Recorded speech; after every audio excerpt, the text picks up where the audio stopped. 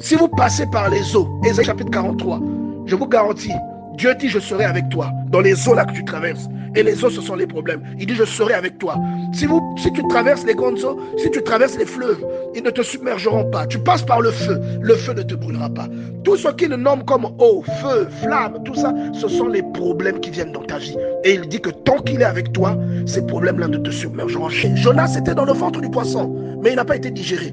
Le Seigneur te parle d'un poisson. Il ne précise pas si c'est un requin, si c'est une baleine. Il fait exprès de te dire que c'est un poisson parce que dans la parole de Dieu, il y a beaucoup d'allégories, il y a beaucoup de métaphores. Et quand il te parle d'un poisson, des fois il te parle de quelque chose qui est beaucoup plus qu'un poisson. Il peut te parler d'un problème qui a neutralisé ta vie. Il peut te parler d'un problème qui est en train de voler ta vie. Un problème qui t'a englouti, un problème qui est censé te tuer.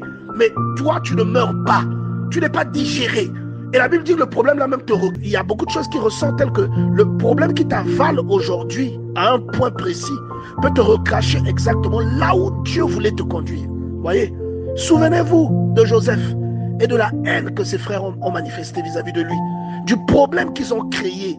Le problème là a emmené Joseph exactement là où Dieu voulait que Joseph soit.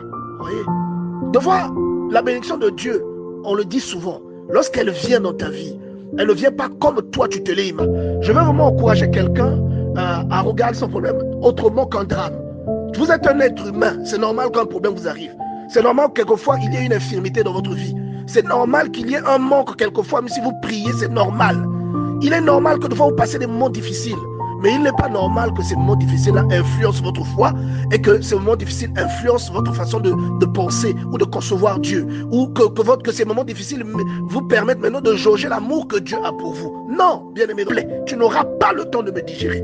Il faut parler à ce problème, bien-aimé dans le Seigneur. Quel que soit le problème que tu as, un problème de célibat endurci, un problème de rancune, de colère, un problème de désespoir, un problème de crise d'angoisse, toutes ces choses, un problème d'adultère, d'addiction à une mauvaise habitude, toutes ces choses qui minent ta vie, dis à ce problème, tu ne mourras pas. Tu ne mourras pas. Je vais me relever et je vais te créer l'indigence et tu vas me vomir. Parle à ce problème, bien-aimé.